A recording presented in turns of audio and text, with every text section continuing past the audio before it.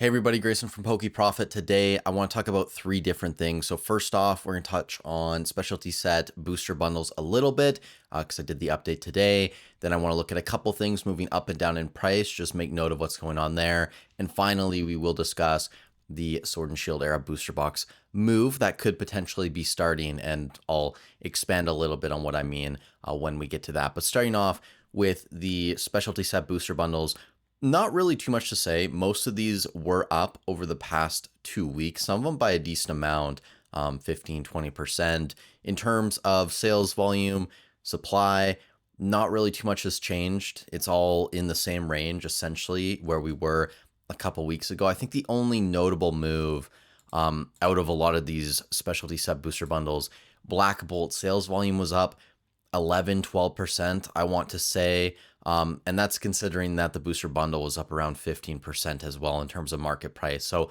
that's something maybe we should highlight. And I think just in general, Black Bolt, a lot of people are starting to pay attention to this set when you look at the depth inside of this. And we're going to go a little bit deeper into Black Bolt today than we have in the past. Obviously, a lot of people know Victini, Zekrom, the BWR, the SIR, the Seismitoad, obviously, Shinji Kanda, the 666 to start when the set released. There's a few cards of note in here, but I think what people don't realize is just how deep a set like Black Bolt is. And people talk about the IRs in it, and sure, you have a lot of cards in that 30 to 50-ish dollar range, but if you go into the second page, the entirety of it, the next 24 cards outside the top 24, still over $15, right? That's pretty impressive. A lot of them are IRs. Some of them are Master Balls as well, which TCG Player doesn't even have photos for the vast majority of them. You get into the third page and all the cards as well, still over $10. That means 72 cards over 10, technically over $11 USD. You go into the fourth page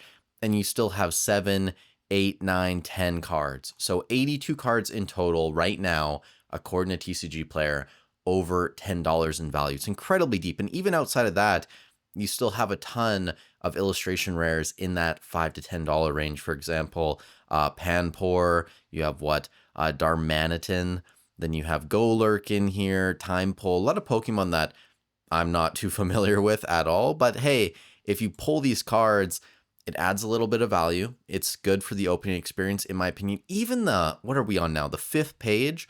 I mean, these cards are all over $5. And I just had to make a cut to make sure my math was right. But that means there's 120 cards in Black Bolt right now that are currently worth more than $5. That is insane. You do not see depth like that anywhere else in the hobby. So people are definitely paying attention to Black Bolt. Some of the cards are running up in price, even the ones that aren't, if they're holding strong in that range.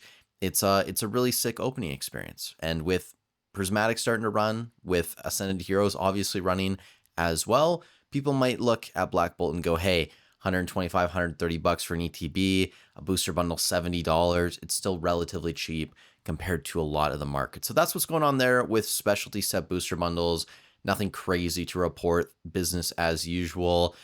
Before we get into a couple items moving up and down in price, if you guys enjoy this type of content, I'd really appreciate if you leave a like on the video. It does help out a ton getting these videos pushed out to a new audience. If you want to work with me as well this year, links in the description as always. Now, 4 things that I want to touch on quickly that are moving up or down in price. 151 ETBs. The regular ETB, we're up to about $700 now on TCG Player, and that's from sales today. And there was a decent amount of them. It seems like there's been a little bit of a buyout before the past couple days. Maybe 2 or 3 were selling per day. Yesterday, we had 10 items sell, and then today so far, 26 ETBs. So keep an eye on 151, making another move up in price. I think the UPCs as well on TCG Player were back to 1150.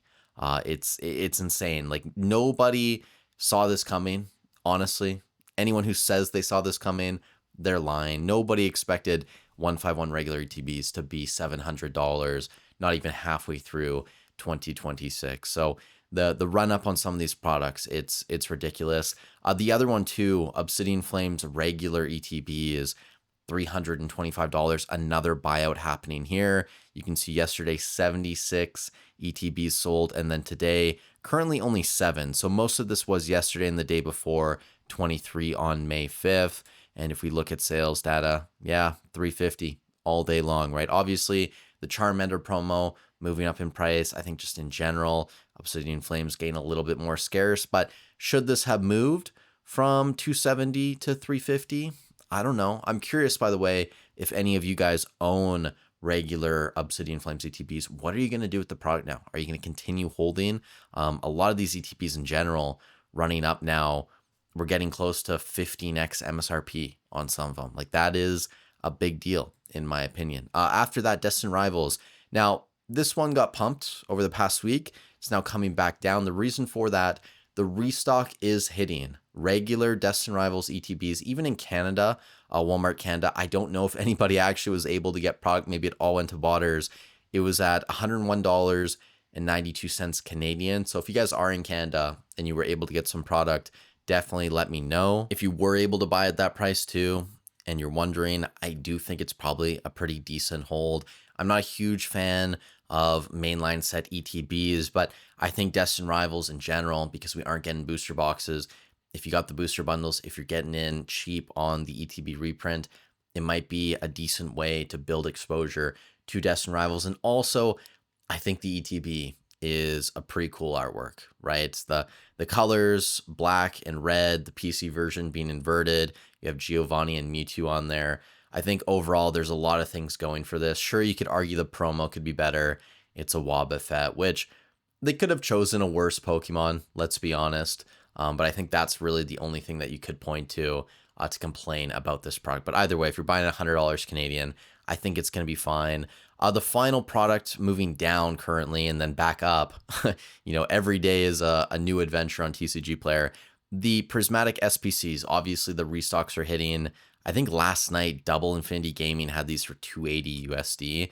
I don't know if those are still in stock. Here in Canada, 300 to 315 USD when you do the conversion. That's what most stores are at currently.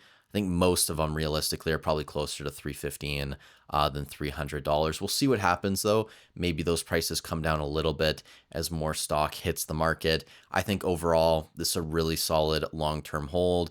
I would have liked to get more of the prismatic SPCs. At the same time though, I am grateful that I got the position that I have at the price I paid, which most of it was around $200 USD. So could definitely have been worse. The final thing I want to touch on this video quickly, Fusion Strike Lost Origin.